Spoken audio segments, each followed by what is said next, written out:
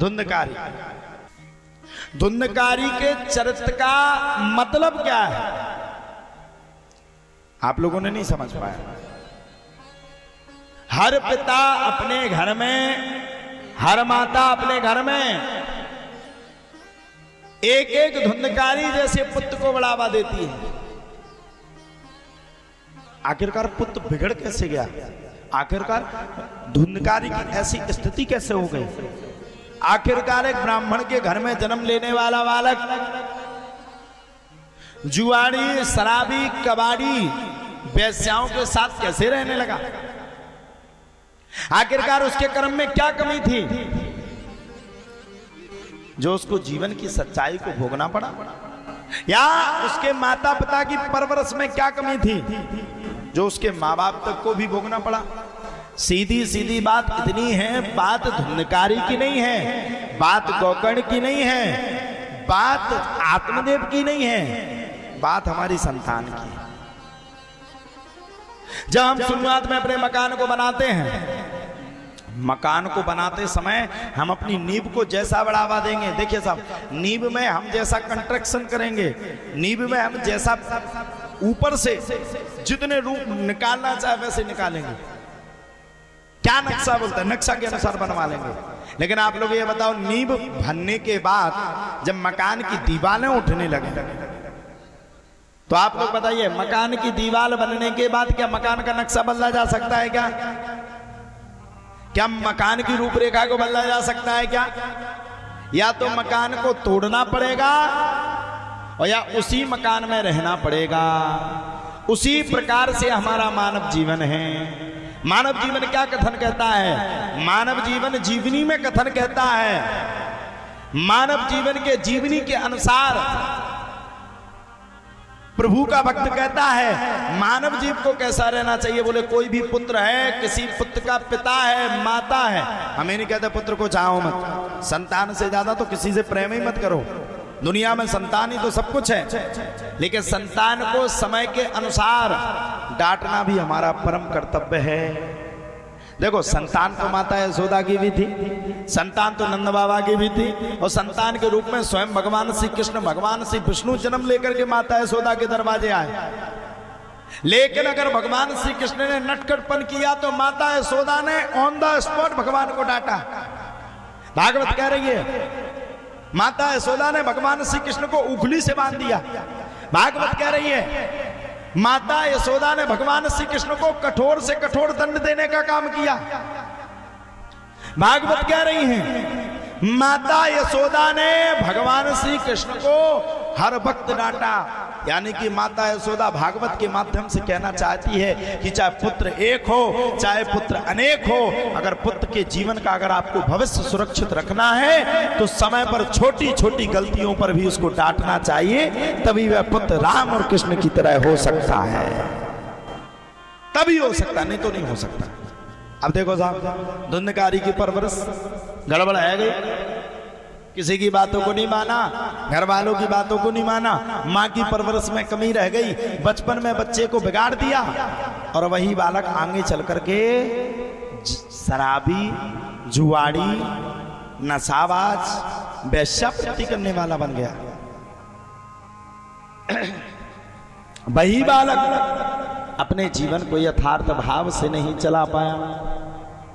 पिता ने रोका, पिता ने कहा बेटा ऐसा गलत मत करो, अरे तुम ब्राह्मण के घर में जन्म लिए, शराब मत पियो, शराब पियोगे तो अनिष्ट हो जाएगा, ब्राह्मणों की बेइज्जती होगी, आगे चल के आर्यावर्त सनातन पर बात आ जाएगी। पुत्र ने क्या किया, पिता से बोला अच्छा ये बात है, तुम्हारी इज्जत का सवाल है। धुंधकारी ने पिता की कॉलर को पकड़ा और पकड़ करके पिताजी की खूब पिटाई मारी।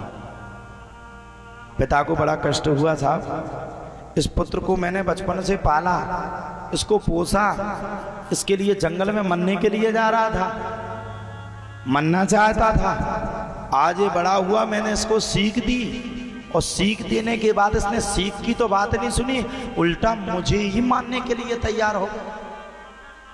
ये सही बात कहूं तो बुढ़ापे की ये सबसे बड़ी सच्चाई है।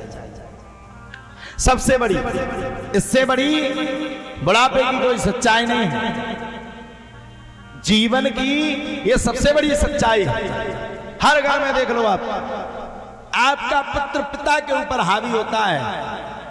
समझ लीजिए, बस वही श्लोक मुझे याद आ गया, बारही पुत्र पिता के धर्मा, बारही पुत्र पिता के धर्मा, ओ बारही पुत्र पिता के धर्मा, बारही पुत्र पिता की धर्मा, खेती उपजे अपने कर्मा, खेती उपजे अपनी कर्मा, ओ बारही पुत्र पिता के धर्मा, बारही पुत्र पिता की धर्मा, ओ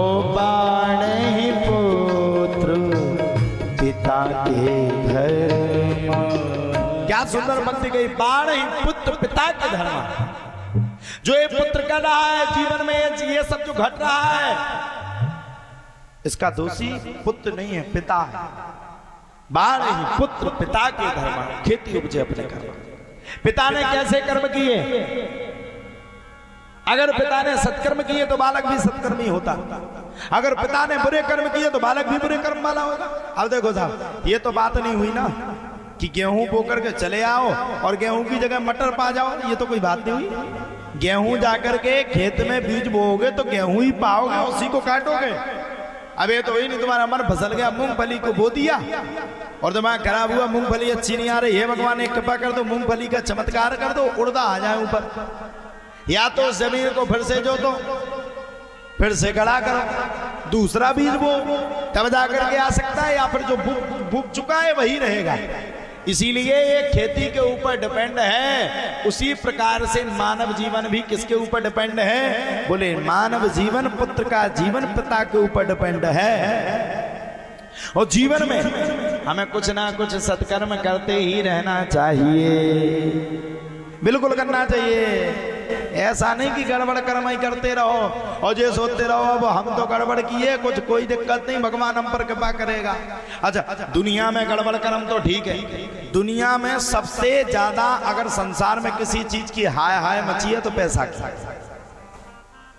छोटे से लेकर के बड़ा, बड़ा से लेकर के बूढ़ा, और बूढ़ा से लेकर के बड़ी बड़ी दादी जिनके दांत गिर गए, अगर 10 का भी मिल जाए तो बड़ी प्रसन्नता के साथ जेब में रख लेती है, अरे भगवान पैसा मिल गया। सब पैसे के पीछे दौड़ रहे हैं, सब भूल गए धर्म को, कर्म को, सत्कर्म को, भगवान को।